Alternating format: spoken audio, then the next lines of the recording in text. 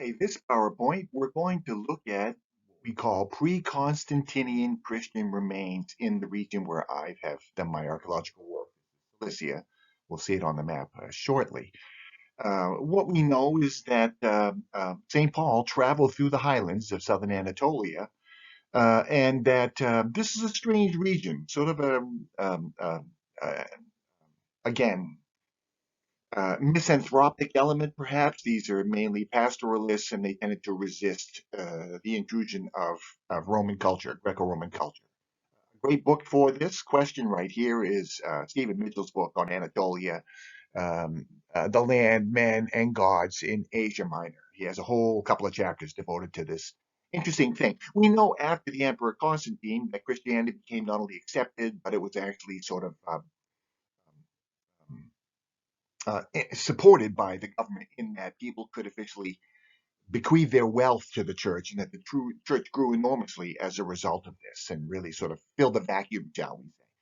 It was harder is to find evidence that predates this coming out, shall we say, of Christianity around 312 AD.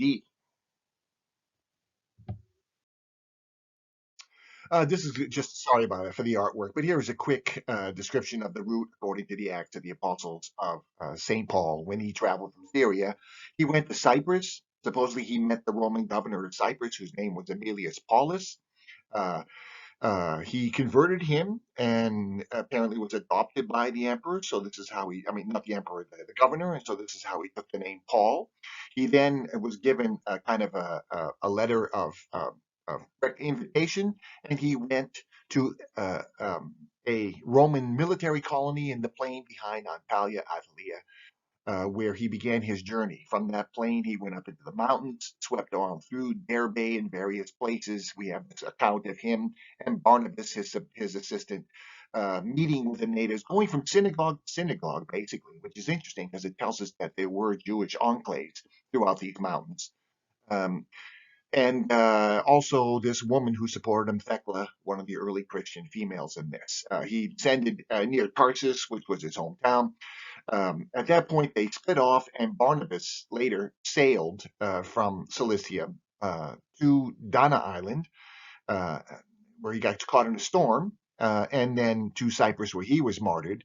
And Thecla became martyred in Cilicia, ancient Cilicia on the Kalykagnos. So we've got these points right here. So a lot of activity by these early apostles and their followers in this region. Um, and as a result, in Christian times, in the late Roman Empire, this became a major tourist route for pilgrimage route, shall we say, for Christians traveling to see the various monuments and martyria for these figures. This is just a slide from another presentation. One thing we need to realize is that one of the questions we always ask is, how deep did Greco-Roman culture penetrate non-Greek, non-Roman societies, cultures along the shore? What we have argued in our survey, what we can see is that people along the coast, even though they were native peoples, assimilated the offshore mainstream Greco-Roman culture of the Mediterranean. Then there's sort of a boundary zone. Anthropologists would call this a semi-periphery, where the natives of the interior sort of mingle together and these ideas are swapped back and forth. In our research, what we have found is this is a region in Cilicia that's what we call the Mesogaea or the Midlands, anywhere between about 500 meters and 2,000 meters on this side of the Taurus Mountains.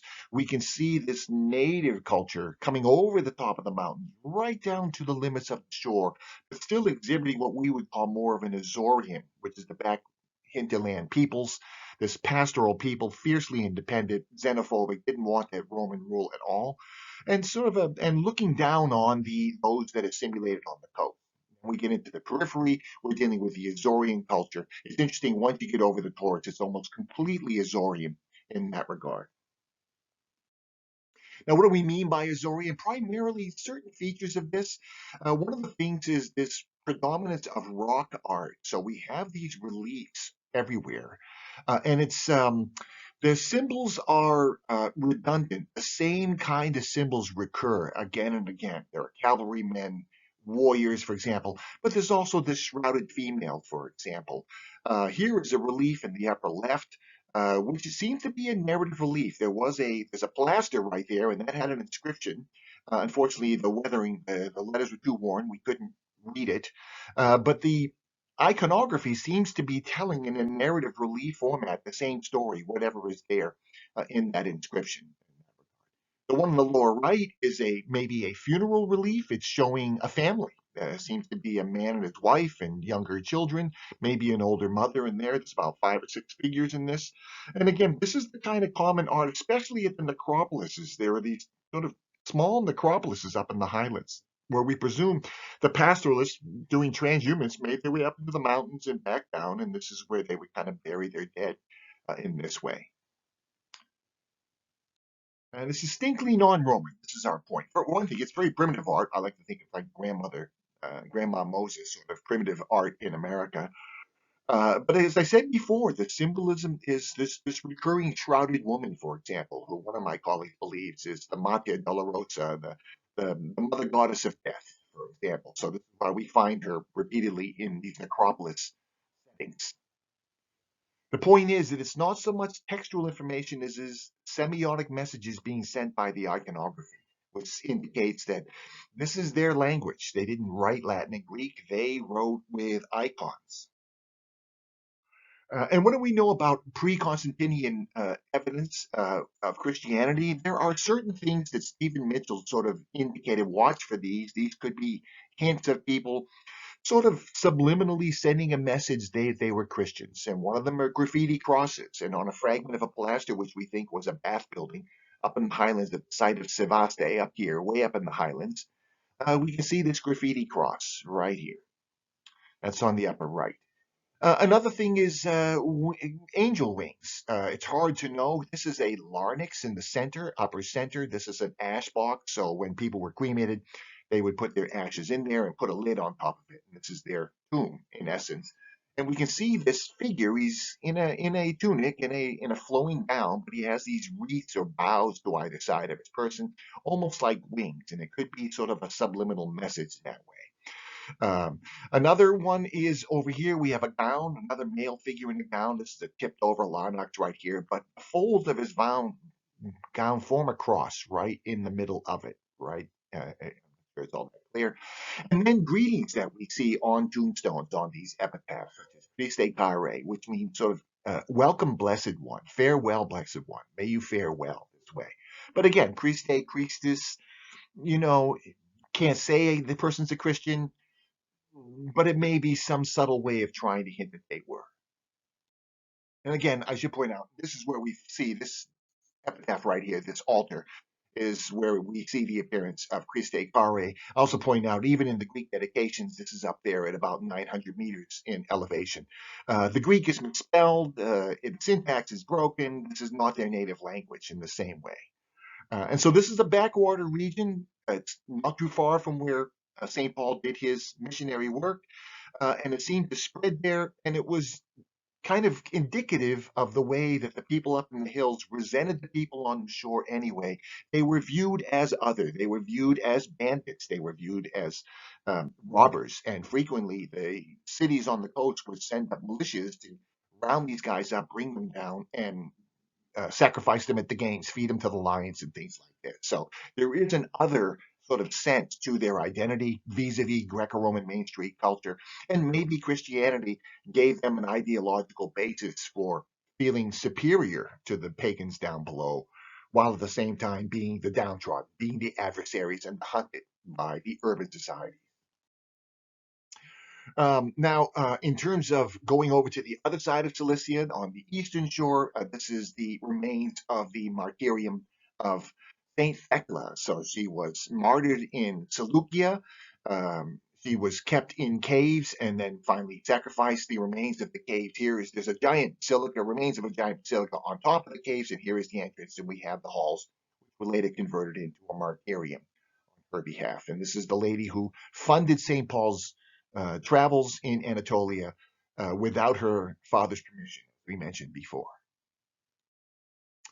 Another great martyrium that we have in this region is that of Barnabas. So Barnabas, on his fateful voyage to become martyred in Cyprus, he was sailing along the coast here, and he was caught in a storm, and he was um, um, storm bound on this island right here, ancient Pithecusa, modern day Dana Island, for 3 days, and he prayed to the Lord, and he lifted the storm, and he went on his way. This is the site that I've been. Here it is in space, and also you can see it's just offshore. It's about a kilometer offshore. Cilicia is up in that curl right there, north of it. And so here is a view of the island. When we surveyed it, what I noticed, this is aerial photography, but what we noticed in Google Earth is that there is an Iron Age fortress on the south end, the highest point of the spine of the island. It's a giant mount that comes up the center, and here we can see just make out the fortress at the southern end.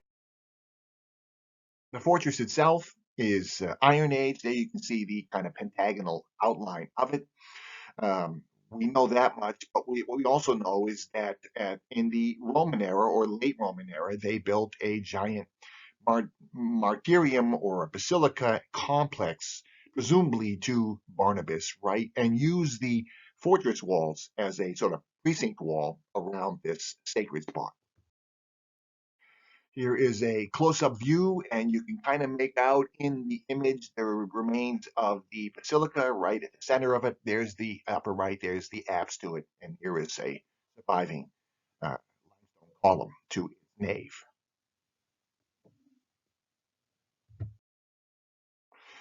Interestingly enough, down on the main part of the settlement, which was on the west coast of the island, there were some 5 to 6 churches, very large churches in a couple of places. So it clearly had a predominantly Christian sort of cultural um, hegemony over the settlement.